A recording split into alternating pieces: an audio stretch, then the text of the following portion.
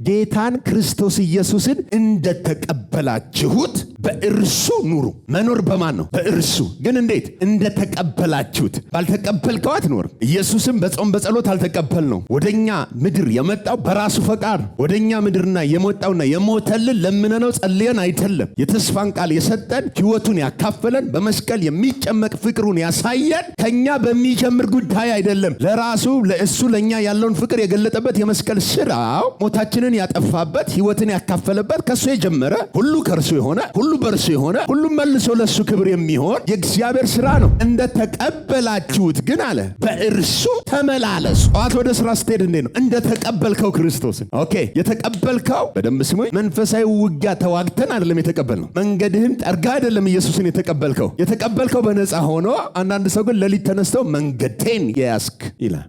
መንገድህን ያስከው ራስን ልቀቀው። እስቲ ምን እያወራሁኝ ነው? ባልተቀበልከው ስትመላለስ ሁሌ ህይወት መንፈሳዊ ህይወት ላይ ፍላሽ ያደርጋል። ጌታን ክርስቶስ ኢየሱስን ምን እንዳላችሁት እንደተቀበላችሁት እንዲሁ በእርሱ ተመላለሱ ወይም ኑሩ።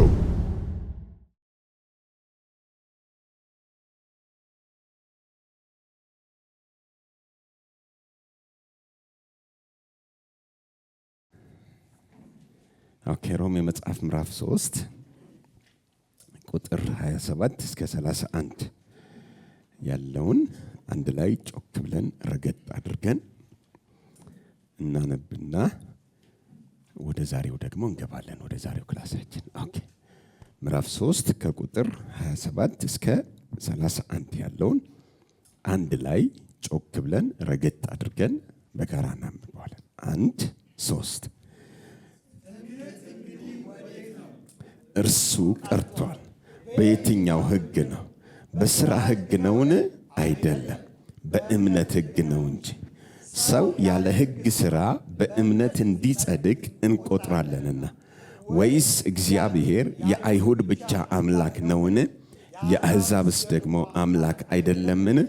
አዎን፣ የተገረዘን ስለ እምነት ያልተገረዘንም በእምነት የሚያጸድቅ አምላክ አንድ ስለሆነ ስለ አሕዛብ ደግሞ አምላክ ነው። እንግዲህ ሕግን በእምነት እንሽራለንን? አይደለም፣ ሕግን እናጸናለን እንጂ።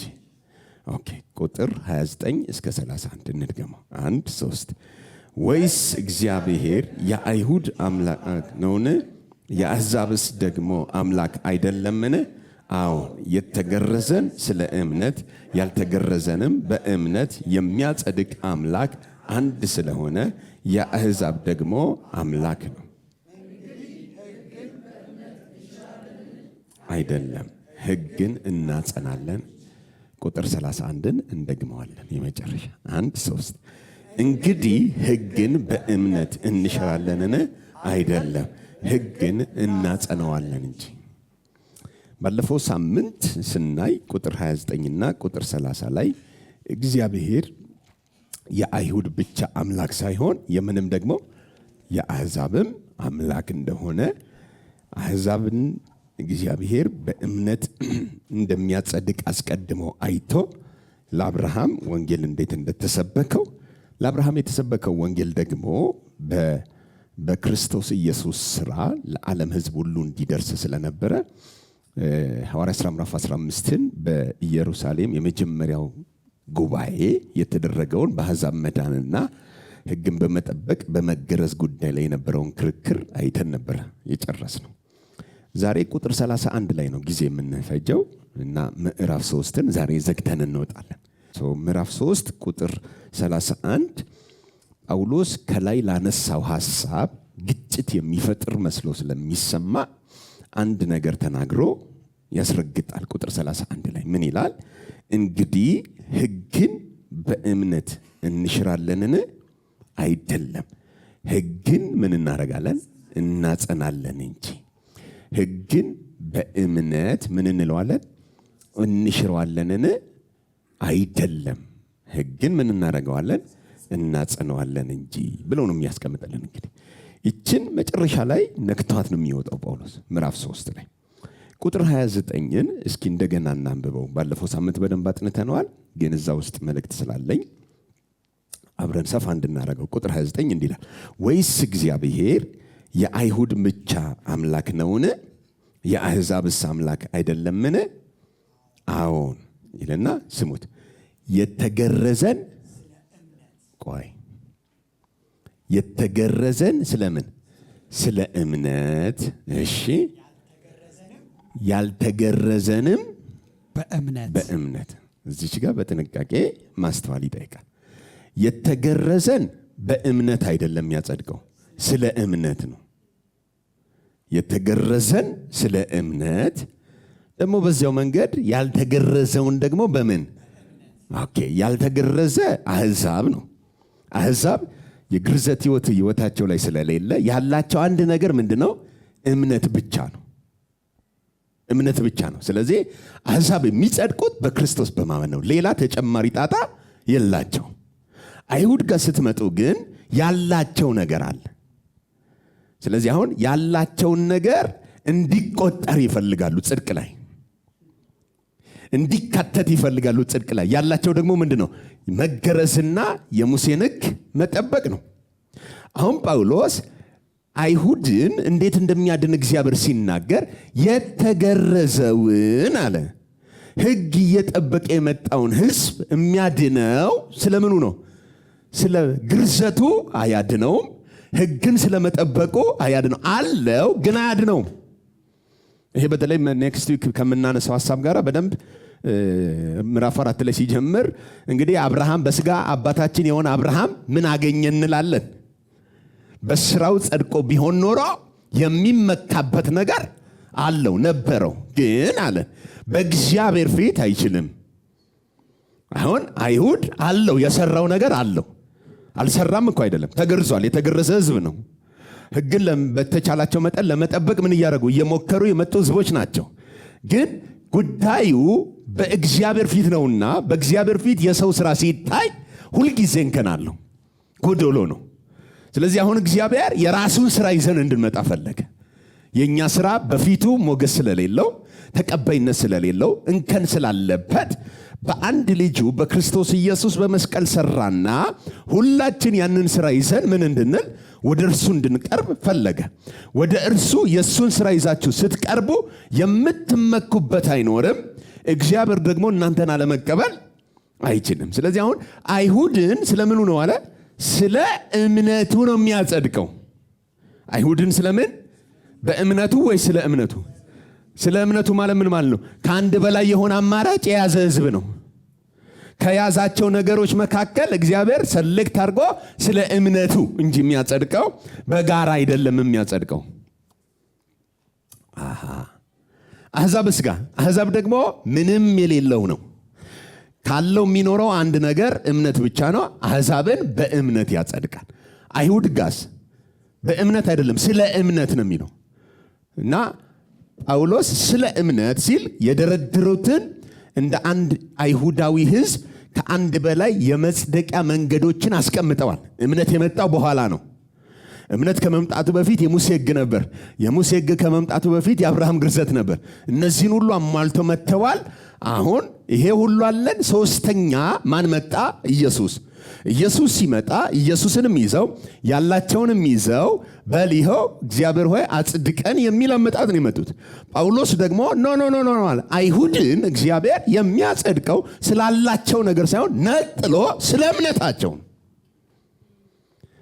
ስለዚህ ስለ እምነት የሚያጸድቅ ነው ሲል በአንድ አይሁዳዊ ጭንቅላት ውስጥ የሚፈጠረው ነገር በጣም ከባድ ነው። ለዓመታት የሰራችሁትን እናንተ ድንገት የሚመጣ ነገር ምንም ላይላችሁ ይችላል። ግን ለአንድ አይሁዳዊ ገና ከተወለደ 7ኛ ዓመቱ ላይ የሕግ ትምህርት ቤት ገብቶ በ8ኛው ቀን ተገርዞ በአይሁድ ምኩራብ ውስጥ ደግሞ ገና በ7 ዓመቱ ገብቶ ቁጭ ብሎ ለ5 ዓመት ሕጉን ያጠናን አንድ አይሁዳዊ በዛ እጸድቃለሁ ብሎ እየሰራን የመጣን ሰው ድንገት ተነስተ ባክህ አያጸድቅም ብትለው ኢሪቴት የሚያደርግ ሜሴጅ ነው፣ ደስ የሚያሰኝ አይደለም።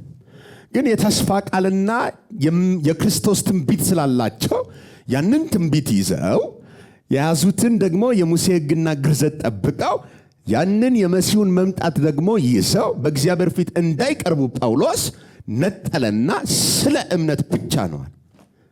ሌላውስ ዋጋ የለውም ነው። ስለዚህ ልክ ይሄ ሜሴጅ ልባቸው ጋር ሲመጣ ወይም ይሄንን መልእክት ሲናገር አሃ ይሄ ሰውዬ የሚል ነው ይፈጥረው። ህጉን ምን እያደረገብን ነው? እያጠፋው ነው። ህጉን ምን እያደረገ ነው? እየሻረው ነው። ህጉን ምን እያደረገ ነው? እያጥላላብን ነው። እኛ ስንት ዓመት የለፋንበትን ነገር አያስፈልግም፣ ስለ እምነታችሁ ብቻ ነው እያለ ነው። ቁጥር 31 ይችን ለማሰር ነው እንግዲህ የሚናገረው።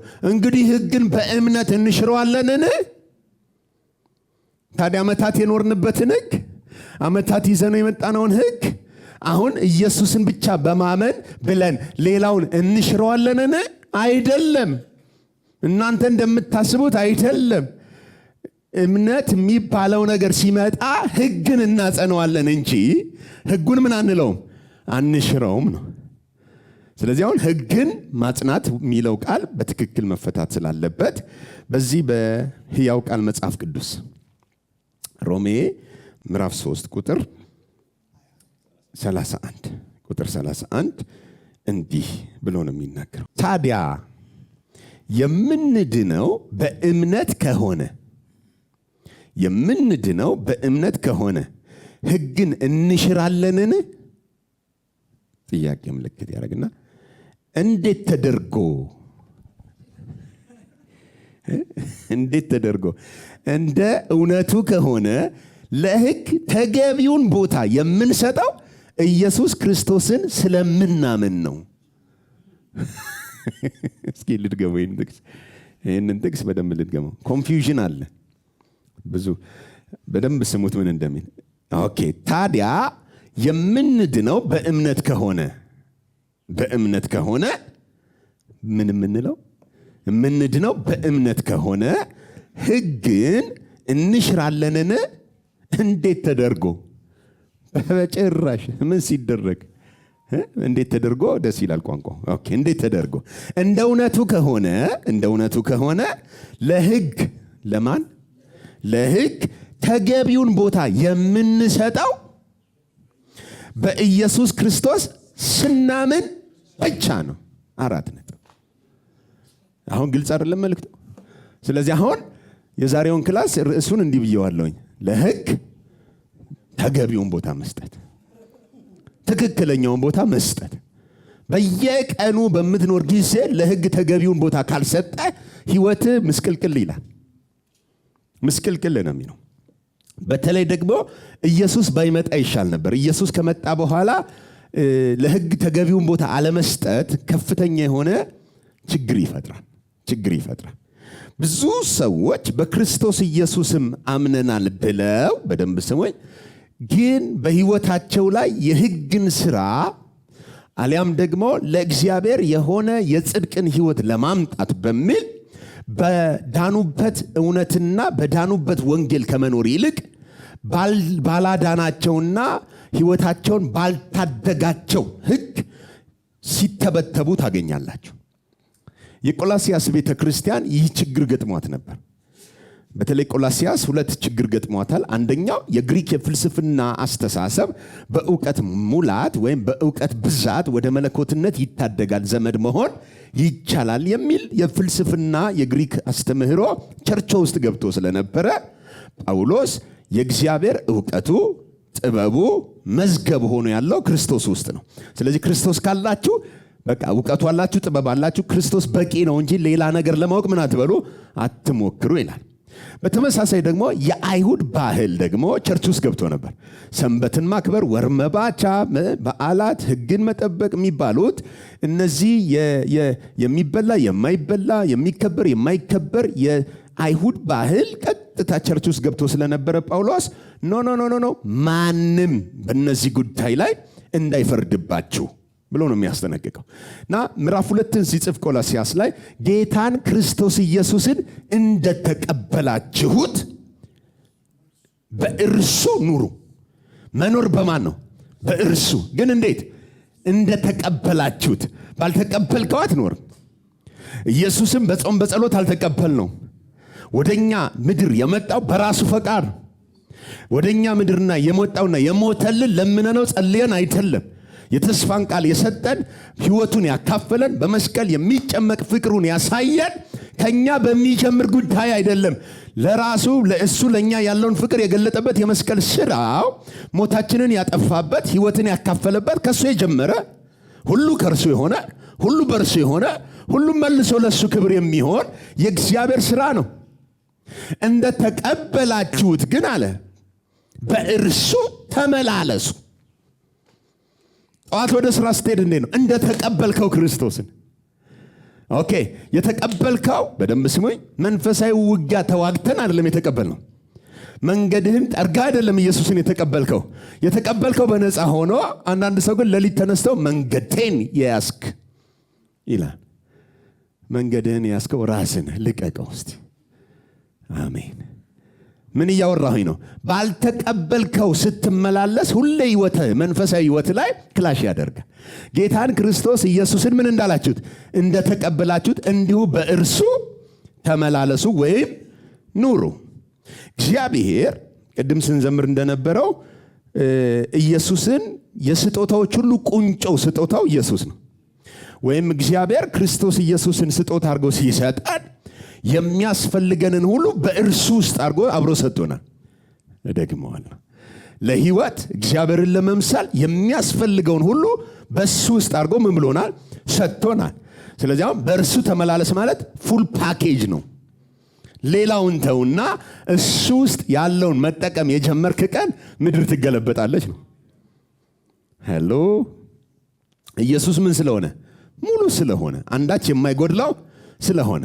ስለዚህ አሁን ኢየሱስን ማመን ህግን ምን ማድረግ አይደለም፣ መሻር አይደለም፣ ማክፋፋት አይደለም፣ ህግን እንደ ርካሽ እንደ ከንቱ ነገር መቁጠር አይደለም፣ ትክክለኛ ቦታውን መስጠት ነው። እደግመዋለሁ። ህግን ምን ማድረግ? ኢየሱስን ማመን ለህግ ትክክለኛውን ቦታ መስጠት ነው። እንዴት ነው ትክክለኛውን ቦታ የምንሰጠው? ህግ የተሰጠበትን ዓላማ ፈጸምን ማለት ነው። ገላትያ ምዕራፍ 3 ቁጥር 15 ወንድሞች ሆይ እሺ እንደ ሰው ልማድ እላለሁ የሰው እንኳ ቢሆን እርግጠኛውን ኪዳን ማንም አይንቅም። ቆይ የማንን እንኳን ቢሆን? የሰውን እንኳን ቢሆን እርግጠኛውን ኪዳን ማንም ምን አይልም?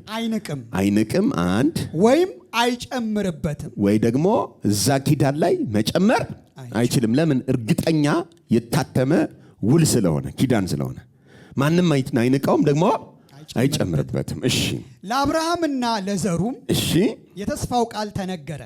ኦኬ ልክ እንደዚህ የሰው ኪዳን እንዳለ ሁሉ እግዚአብሔር ለአብርሃምና ለምኑ ለዘሩ የተስፋውን ቃል ምን አረገ? ተነገረ። እሺ ስለ ብዙዎች እንደሚነገር ለዘሮቹም አይልም። ስለ ብዙዎች እንደሚነገር ለዘሮቹም አይልም። እሺ ስለ አንድ እንደሚነገር ስለ ስንት እንደሚነገር? ለአንድ ሰው እንደሚነገር ግን ለዘርህም ይላል። እሺ እርሱም ክርስቶስ። ስለዚህ አሁን ለአብርሃምና ለማን የተነገረው? ለዘሩ። ዘሩ ማን ነው? ክርስቶስ። ስለዚህ ለአብርሃምና ለክርስቶስ የተስፋው ቃል ምን አለ? ተነገረ። ለአብርሃም ዘር የሚል የተስፋ ቃል ተሰጠው፣ ለዘሩም ዘር የሚል የተስፋ ቃል ተሰጠው። እደግመዋለሁ። አብርሃምና ለዘሩ ነው የሚለው። ለአብርሃም ዘር የተስፋው ቃል ተሰጠ አይደለም የሚለው። ለአብርሃም እና ለዘሩ ነው የሚለው። ስለዚህ የተስፋው ቃል አንድ ነው፣ ሲነገር አንድ ነው፣ ግን ለሁለት ሰዎች ነው የተሰጠው። ተናጋሪው አንድ ነው፣ ግን የተሰጠው ለሁለት ሰዎች ነው። ስለዚህ አሁን የመጀመሪያው ሰው አብርሃም ነው። ሁለተኛውና የተስፋው ቃል ተቀባይ የሚሆነውና የመጨረሻው ሰው ደግሞ ማን ነው? ጌታሽ። ለአብርሃም የተሰጠው አንደኛው የተስፋ ቃል ስለምንድን ነው? ዘር ከጉልበት የሚወጣ ምን ያደርጋል? ይወርስሃል የሚል የዘር የተስፋ ቃል ነው የተሰጠው። አሁን ለአብርሃም የዘር የተስፋ ቃል ተሰጥቶታል። በተመሳሳይ ለዘሩም የዘር የተስፋ ቃል ተሰጥቶታል። ለአብርሃም እና ለዘሩ ስለሆነ የተነገረው አሁን ከጉልበት የሚወጣ ይወርሳል ሲባል አብርሃምን ብቻ አይደለም ከጉልበቱ የሚወርሰው፣ ዘሩንም ከጉልበቱ የሚወጣው ይወርሰዋል። አብርሃም ከታገሰ በኋላ ነው የሚለን ተስፋውን አገኘ። ማንን ያገኘው? ይስሐቅን። ይስሐቅን ያገኘው። ይስሐቅን እንዴት ነው ያገኘው? እድሜው ዘመኑ ሁሉ ካበቃ በኋላ በመለኮታዊ ተአምራት ነው ያገኘው። ከሱ አቅም ጉልበት ጋር በማይገናኝ የእግዚአብሔር ጣልቃ ገብነት የትንሣኤ መንፈስ ላይ መጥቶ ነው ያገኘው። ሲያገኘው የሚመካበት አንዳች ነገር የለውም። ስጦታው ነው የመጣው። ለዘሩ ደግሞ ጌታችን ኢየሱስ ክርስቶስ ዘር ሆኖ የመጣው እሱ ስለሆነ ሲመጣ ከሕያዋን ምድር ተቆርጦ ሲኦል ገብቷል። ሲኦል ገብቷል። ግን በሲኦል አትተወኝም ብሎ መንፈሱን ለእግዚአብሔር አሳልፎ ሰጥቶ ነው ሲኦል የገባው። አባቱስ የሞትን ጣር አጥፍቶ አስነሳውና ሲያስነሳው ከጉልበቱ አብሮ ሰው ተወለደ። ቤተ ክርስቲያን እኔና እናንተ ከሱ ጉልበት የወጣን በትንሣኤ የተወለድን ዘሮቹ ነን።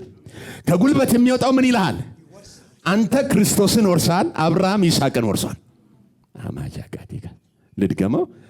አሁን እኔና እናንተ የክርስቶስ ኢየሱስ ምንድነን?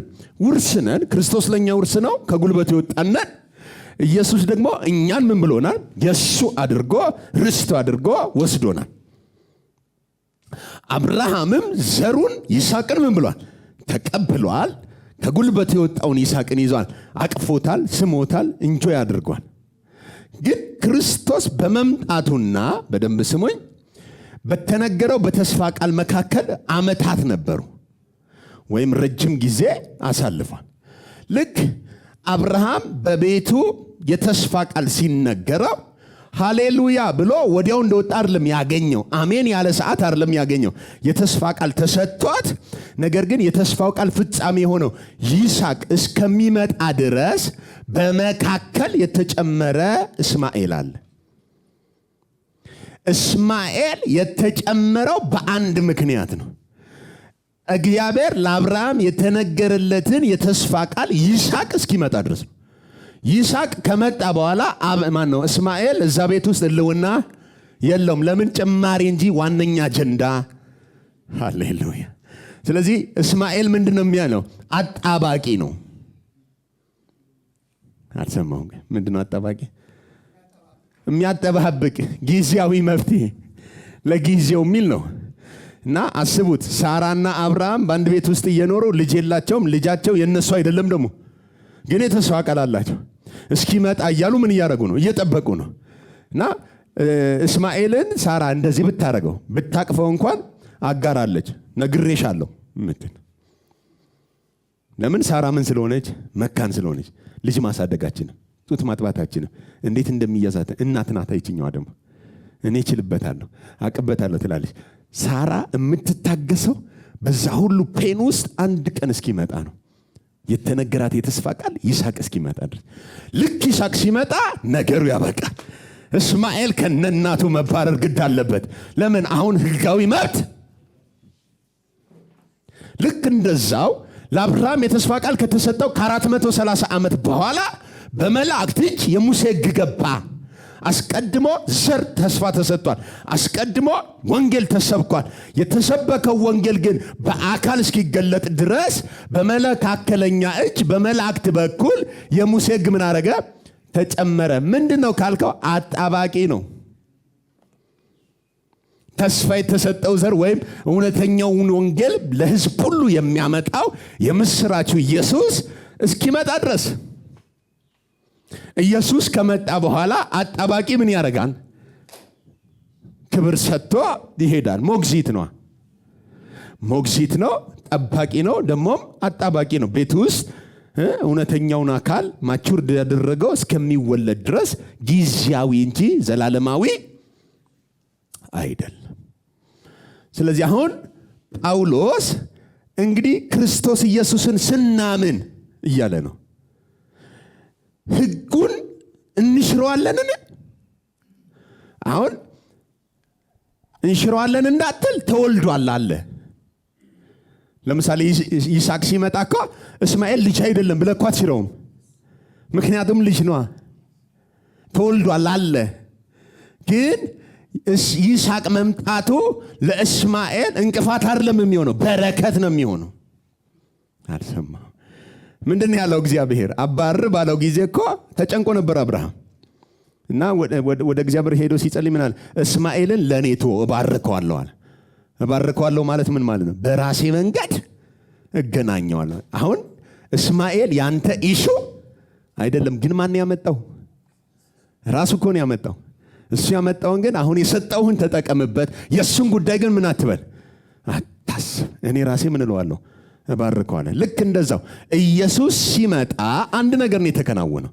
ሕፃን ሆኖ ወደ ቤተ መቅደስ ይዘውት መጡ። ማርያም እናቱ ወደ ቤተ መቅደስ ይዘው ሲመጡ ስምዖን የሚባል የካህን የነበረ ሰው ግምጃ ቤት ነበር፣ እሱ ምግብ እያደለ እና መንፈስ ቅዱስ ተናገረው፣ ሕፃን መጥቷል፣ ሂድና ምን በል ተቀበላል። እና ሕፃኑን ገና ልክ ሲቀበለው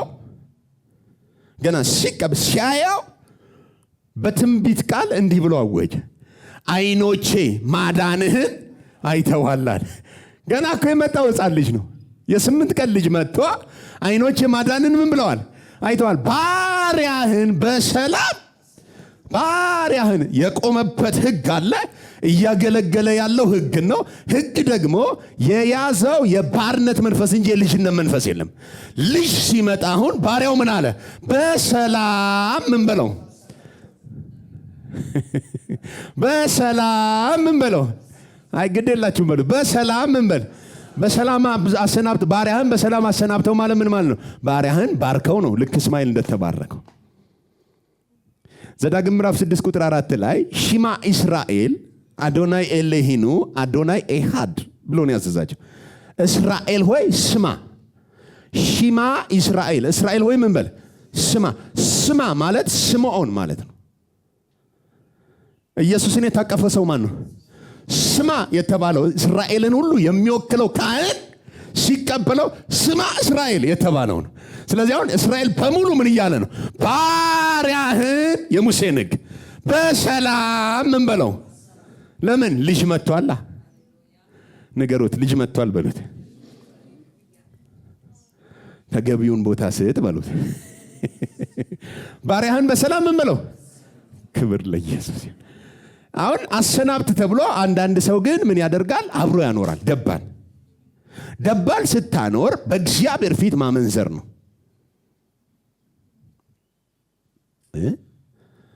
እደግመዋለሁ። ደባል ማለትም ኢየሱስ ከመጣ በኋላ የሙሴን ሕግ ይዘው መቀጠል ኢየሱስ ላይ ማመንዘር ነው። እሰልሰዋለሁ። መንፈሳዊ ዓለም ላይ በደንብ ስሙኝ። ምድራዊ ተፈጥሯዊው ዓለም ላይ አንድ ወንድ ከሚስቱ ውጪ ሲሄድ ምን ይባላል? አመነዘረ ይባላል። ልክ እንደዛው ስፒሪት ወርልድ ላይ ህጋዊ ባል አለን። የኛ ህጋዊ ባል ከሞት የተነሳው ኢየሱስ ሆኗል። አሁን ኢየሱስ እያለ የሙሴን ሕግ ስትቀላቀልበት በእግዚአብሔር ፊት ማመንዘር ይባላል። ስለዚህ ተገቢውን ቦታ መስጠት ያስፈልጋል ማለት ነው። ለወንጌል ልድገመው፣ ተገቢውን ምን ቦታ። እስኪ ይህንን መንፈስ ይዛችሁ ቁጥር 19 አንብብልኝ።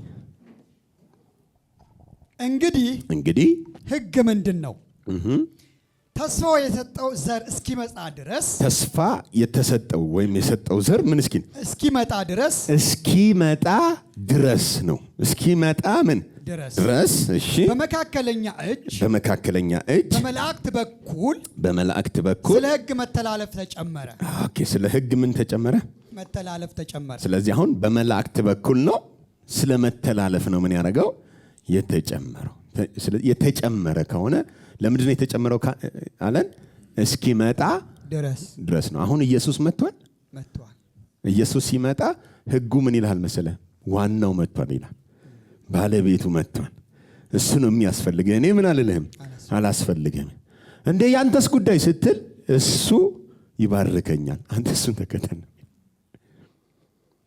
እስኪ አንድ ታሪክ እኔ በአንጾኪያ ቤተክርስቲያን ላይ ምን ተከናወነ? በአንጾኪያ ቤተክርስቲያን ላይ እዛው ገላትያ ምዕራፍ 2 ምን እንደተከናወነ ቁጥር 11 ነገር ግን እሺ ኬፋ ወደ አንጾኪያ በመጣ ጊዜ ማን ኬፋ ወደ አንጾኪያ በመጣ ጊዜ ፊት ለፊት ተቃወምኩት። ፊት ለፊት ተቃወምኩት። አሁን በጥንቃቄ ስሙት። አንጾኪያ የምትባል ቤተክርስቲያን ውስጥ ነው ኬፋ የሚለው ጴጥሮስን ነው። እና በመጣ ጊዜ ፊት ለፊት ምን አልኩት? ተቃወምኩት። ተቃውሞታል ማለት ነው። አሁን ለምን እንደተቃወመው ቸርች ውስጥ የተከናወነው ነገር ግልጽ መሆን አለበት። እስኪ እንቀጥል። ይፈረድበት ዘንድ ይገባ ነበርና። በኢየሱስ ምን ይልበት ዘንድ? ይፈረድበት ዘንድ ይገባ ነበርና። እስቲ ድገመው። ምን ይልበት ዘንድ? ይፈረድበት ዘንድ ይገባ ነበርና። ማን ላይ? ኬፋ ላይ። ጴጥሮስ እኮ ነው። ጴጥሮስ ላይ ፊት ለፊት ምን አልኩት? ተቃወምኩት። አንድ ይፈረድበት ዘንድ ይገባ ነበርና። ስለዚህ አሁን አንዳንድ ፍርዶች የሚያስፈልግባቸው ቦታዎች እንዳሉ ከዚህ አውድ ማየት እንችላለን ማለት ነው። ጴጥሮስ ከኢየሱስ ጋር የገባ ነው። ሜጀር ዋን ነው ወይም ኦቶሪቲ ያለው ሰው ነው። ያሰርከው ይታሰራል፣ ይፈታው የተባለ ሰው ነው። ጳውሎስ ደግሞ በኋላ ይመጣ ነው። ከ11 ጋር ቆሞ ሲሰብክ 3000 ሰው እጁ ላይ የዳነበት ነው። ቅባቱ በጣም ወፍራም ነው። ይፈረድበት ዘንድ ምን ይል ነበር? ይገባ ነበርና። ለምን? እስቲ እንቀጥል። አንዳንድ ከያዕቆብ ዘንድ ሳይመጡ ከያዕቆብ ዘንድ ሳይመጡ ማለት ከኢየሩሳሌም ጉባኤ ከኢየሩሳሌም ከዋናው ቸርች ሳይመጡ ወደ አንጾኪያ ሳይመጡ ከአሕዛብ ጋር አብሮ ይበላ ነበርና። ስሙት።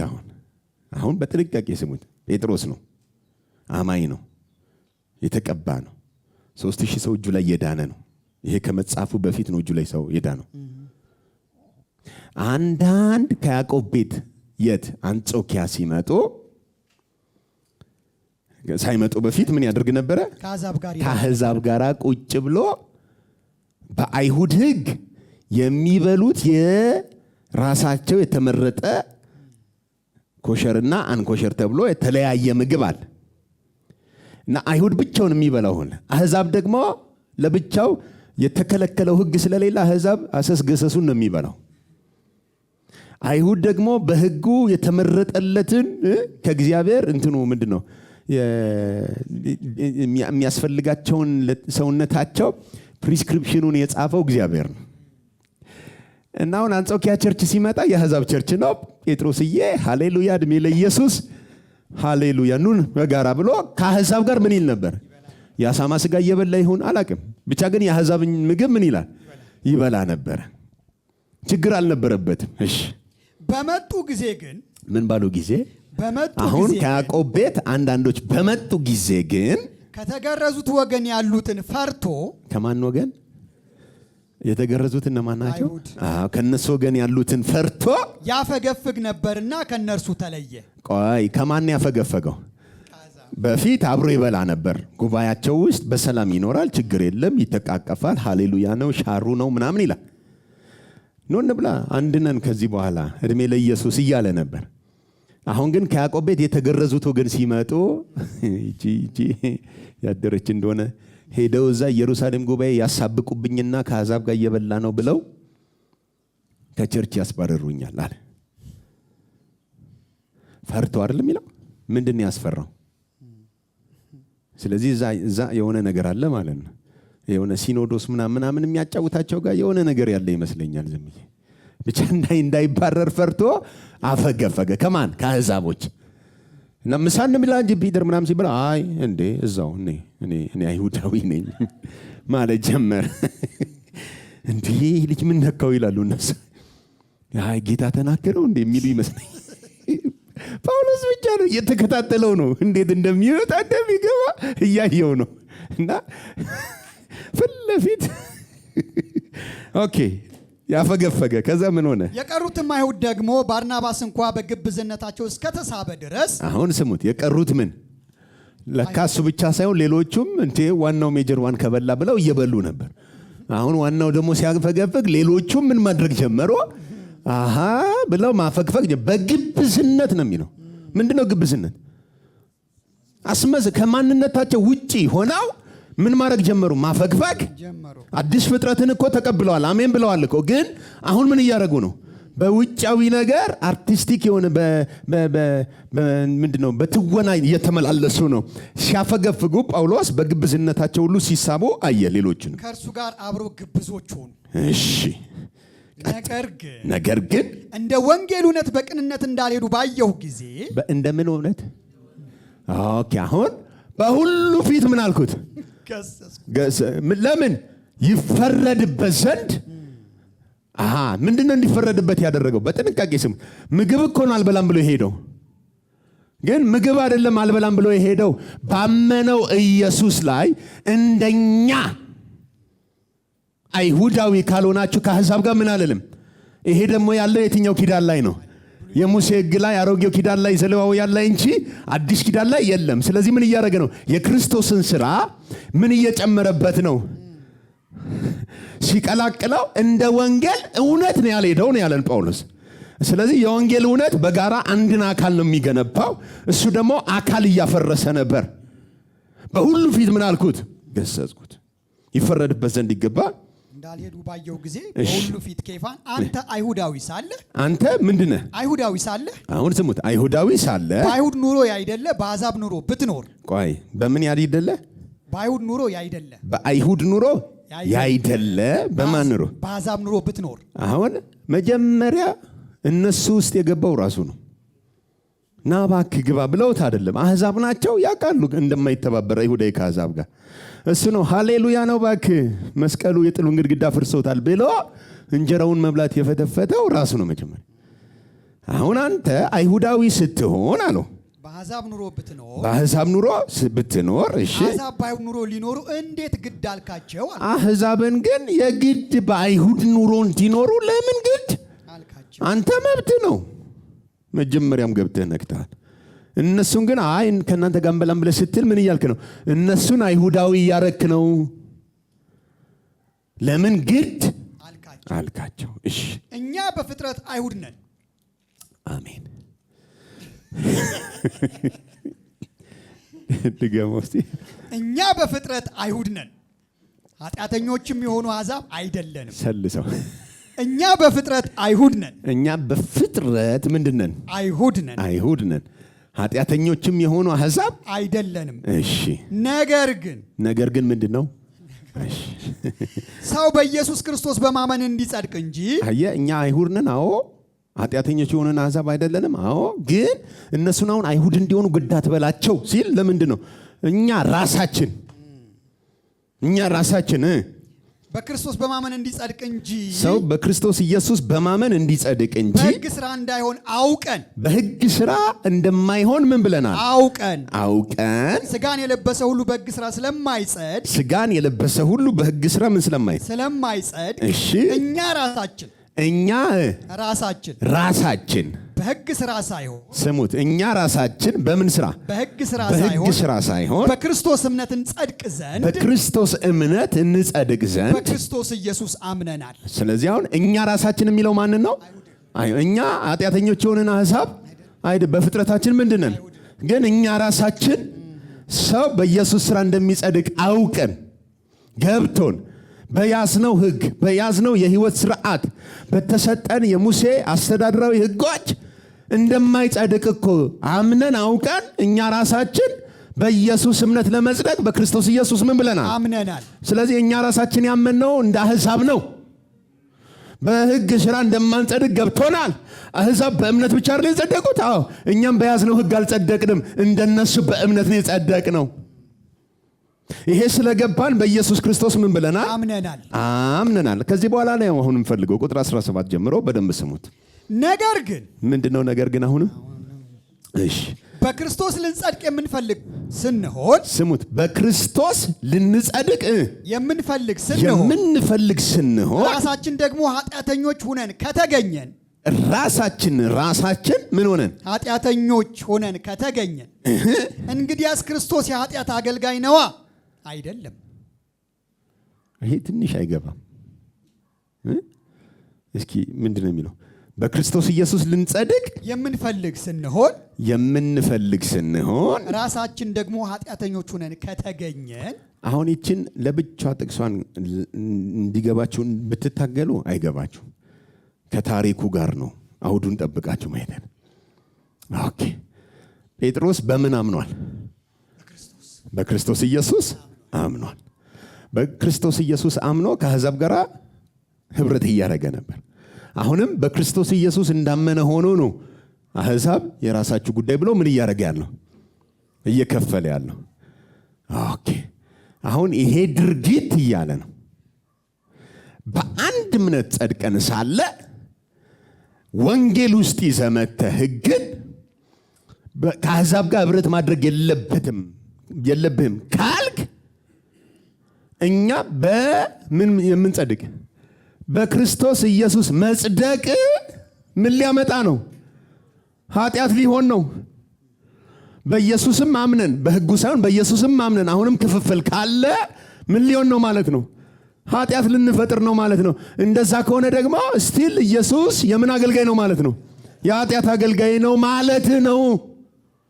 በኢየሱስ ላይ ስትቀላቅል ኢየሱስን ምን እያረከው ነው? ለማይሆን ቦታ እየሰጠኸው ነው። ክርስቶስ ኢየሱስን እንግዲያውስ ምን እያደረግነው ነው እያለ ነው? የኃጢአት አገልጋይ ነው ማለት ነው። ምክንያቱም እኛ ይሁዳዊ ነን። በክርስቶስ ኢየሱስ ልንጸድቅ ስንፈልግ በኢየሱስ ክርስቶስ ከጸደቅንም በኋላ አሁንም ልዩነት ካለ ክርስቶስ የምን አገልጋይ ሆነ ማለት ነው? የከፋፋይ አገልጋይ፣ የኃጢአት አገልጋይ ነው ማለት ነው። አይደለም። እና ያፈረስኩትን ይህን እንደገና የማንጽ ከሆንኩ ራሴ ሕግ ተላላፊ እንደሆን አስረዳለሁና ናልኝ። ሃሌሉያ። ያፈረስኩትን ምን ይህን እንደገና የማንጽ ከሆንኩ አሁን ያፈረስኩትን እንደገና የማንጸው ከሆንኩኝ ሕግን ምን እሆናለሁ? እኔ ራሴ ተላላፊ። አሁን ስሙት፣ ምን ብሎ ነው ያፈረሰው? መዳን በኢየሱስ ነው ብሎ ሕጉን አፍርሶታል። ኢየሱስ ጋር ከመጣ በኋላ ኢየሱስን ይዞ ደግሞ እናንተ ከኛ ጋር አትበሉም ሲል ምን እያለ ነው? ያፈረስኩትን መልሼ ንገሩት። መልስ አትገንባ በሉት። ትክክለኛውን ቦታ ስጠው በሉት።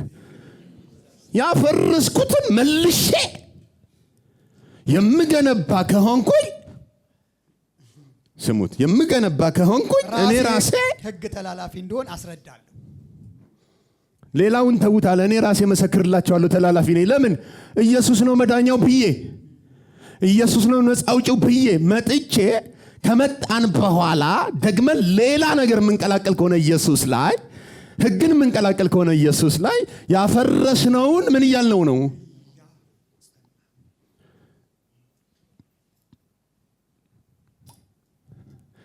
የፈረሰው እንደፈረሰው ነው። ግን ሳምንት ዕለታት እዚህ ይላቸዋል።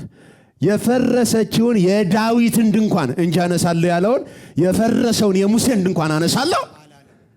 ሰዎች ግን የማን ድንኳን ነው የሚፈልጉት? የዳዊትን ድንኳን ማንሳት አይፈልጉም። የሙሴን ድንኳን ነው ማንሳት የሚፈልጉት። የሙሴ ድንኳን ወንድና ሴት ይለያል፣ አይሁድና አሕዛብ ይለያል፣ ካህንና ሕዝቡን ይለያል። የሙሴ ድንኳን በጋራ መኖር አትችልም። በነገድ አድርጎ በአራቱም ማዕዘን ከፋፍሎ ነው የሚያስቀምጥህ።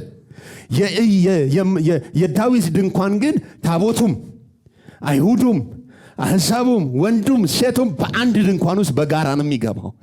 ያችን የፈረሰችውን ነው ማነሳው አለ። በክርስቶስ ኢየሱስ የፈረሰችው የዳዊት ድንኳን ተነስታለች፣ ቤተ ክርስቲያን ሆነ።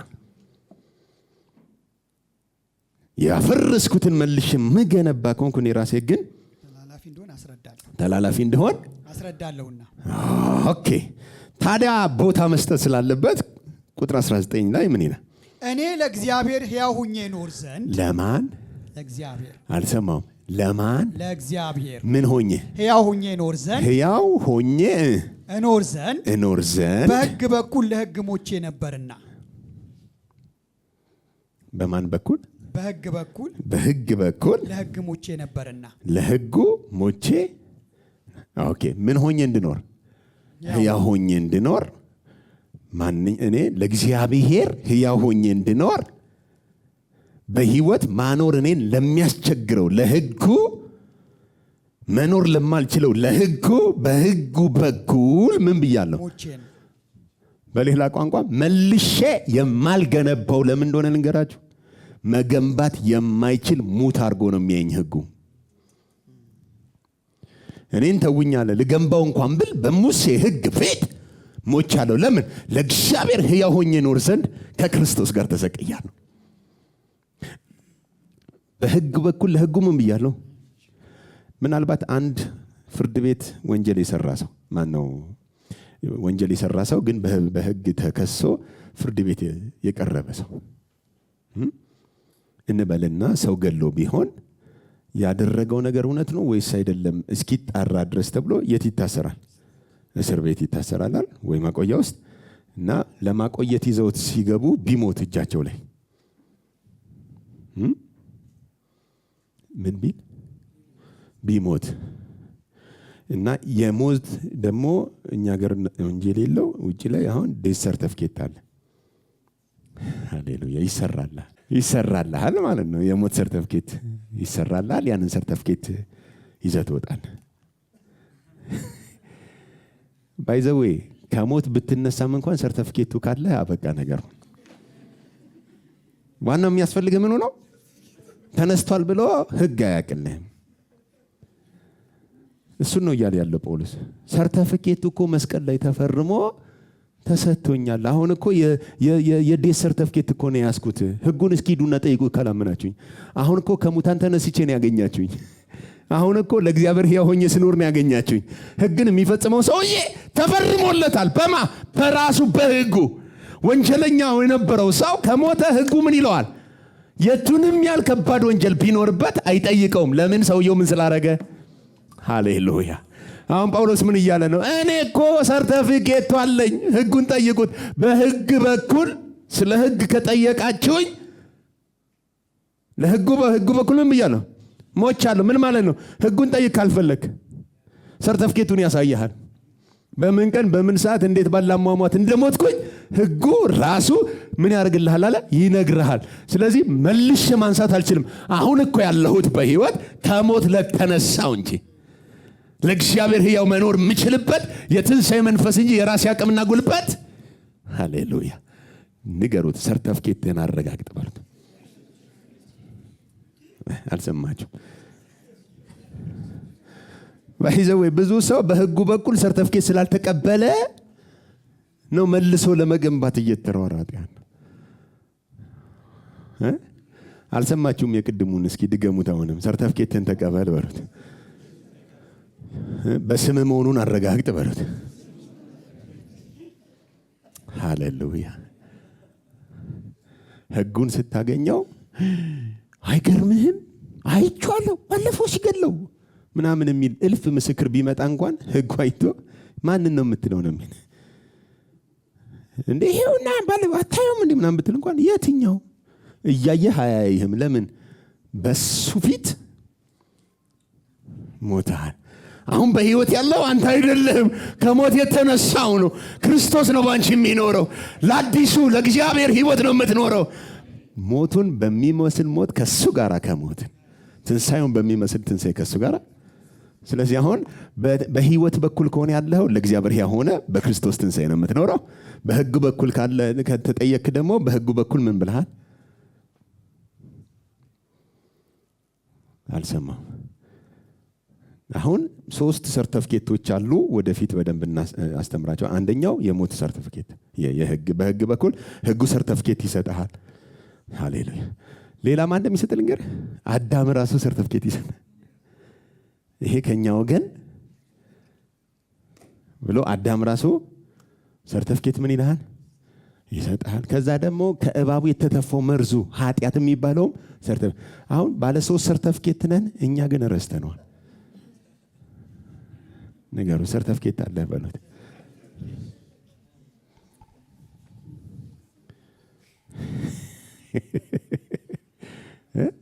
ለምሳሌ ፍርድ ቤት የጋብቻ ሰርተፊኬት ወስደህ እንፋታ ምናምን ብትል ሕጉ ያፋታል። ከተፋታህ በኋላ ሕጉም ያቀ ባልና ሚስት ናቸው ብሎ ነው። ሕጉ ምን ብለዋል ነው የሚሆን? ተፋተዋል። አንተ ደግሞ አይ ለፕሮሰስ ነው ብለህ ብትጋባ የውሸት ጋብቻ ሕጉ እንዴት ነው? አይ የውሸታቸውን ፕሮሰሱን ለማድረግ ብለው ነው የሚያቀህ። እኛ እኮ ነን በፌክ በምናምን ጋብቻ የምንተዋወቀው እንጂ እስቲ በሕጉ በኩል ታይ። ራስን እንደዚህ ያስቀምጥና ህጉ አይን ውስጥ ሲገባ ህጉ ሲያይ ሞታል።